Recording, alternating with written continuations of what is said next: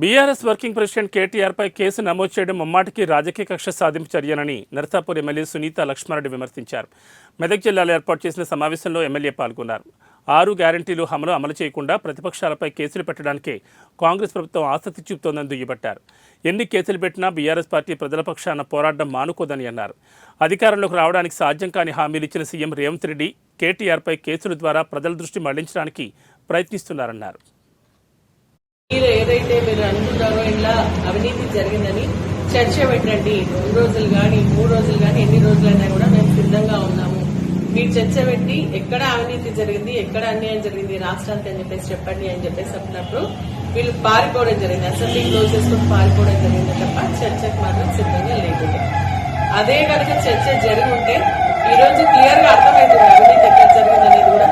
మరి వాళ్ళు చెప్పలేక కావాలని పారిపోవడం జరిగిందని చెప్పేసి కూడా నేను తెలియజేస్తాను.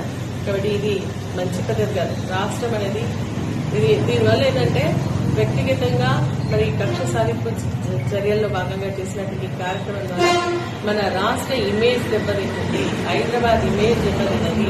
పెద్ద పెద్ద పారిశ్రామికవేత్తలు మన రాష్ట్రానికి రావాలంటే భయపడే